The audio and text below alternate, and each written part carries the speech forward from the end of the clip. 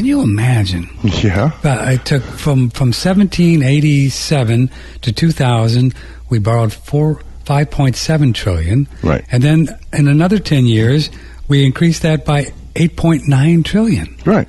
We doubled again in 10 years after 230 years or something. That's that exponential growth. Man. And we're not chunking. That just puts it in perspective, doesn't it? Yeah, it does. It should. Yeah. We're not chunking the principal either. No. Which is another reason why we need to nationalize the Fed, because the $200 billion or so that we're spending in interest each year, we wouldn't have to. We just issue the note instead of issuing the bond. No interest payment. So what you're saying is we would create U.S. notes to pay off the interest? And well, yeah, U.S. notes. Or just Federal Reserve notes? Yeah, Federal Reserve notes, because we own the Federal Reserve. But, Congress just spent $1 trillion that it didn't have. Instead of issuing $1 trillion in bonds that pays 2 or 3 or 4%, we simply issue $1 trillion in notes and pay the bill. Mm-hmm, mm-hmm. So let's say you're the CEO of a business, and your business is structured so that your workers get the minimal pay, the minimal money, and then everything that's left over flows into your checkbook, and you get to spend it, in whatever way you see fit. And then one day the workers stand up and say, we're doing all the work here, we're making all the money, we want a bigger cut of the pie. What's your view? And we have a plan here that will allow us to get a bigger cut of the pie. Are you going to let them do that? You're not. I mean, you're just not. And that's where we are. My plan, which says increase tariffs, nationalize the Federal Reserve, and allow for the establishment of 50 individual state banks, and tie the Social Security Trust Fund to Fannie Mae and Freddie Mac. Simple plan. Oh, simple. Simple. You should call Herman Cain. Never mind 9. We don't need 9. He could use that. Here's just 4.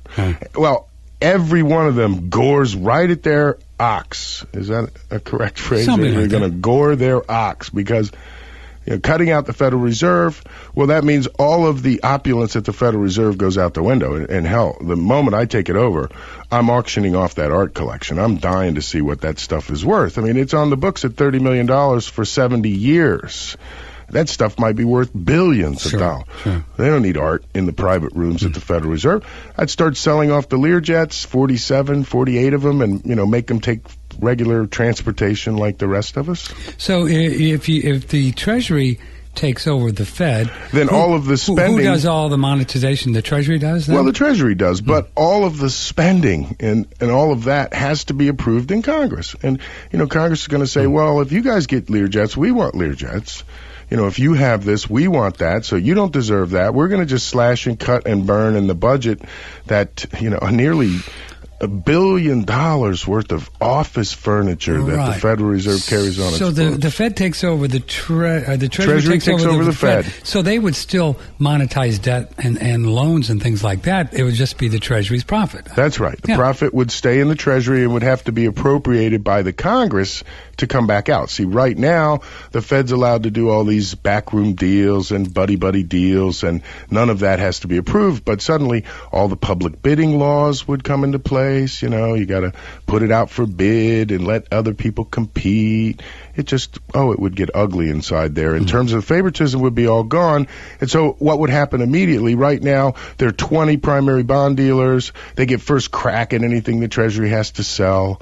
I imagine we would want to expand that roster. If I was, again, if it was in the Treasury, you couldn't limit it to just 20 firms that would get first crack at Treasury bonds. I would throw the doors wide open, man. Anybody who wants them. So that would eliminate the price fixing in Treasury bonds. So that would crush Goldman Sachs. It would crush J.P. Morgan in terms of free profits. So I imagine you'd see a change in lifestyle at those corporations, which this is what they'd be out on the street. Well, maybe they'd be with the Occupy Wall Street guys who see the manager of a fund making, more than the entire crowd that's standing there, that they find offensive. I don't know that it is, but it's because of the sweetheart deals that these guys get to cut that they're in that position in the first place. This is OneRadioNetwork.com and NaturalNewsRadio.com. We stream every morning. It's 13 before the hour. Patrick Timpone, Andrew Goss.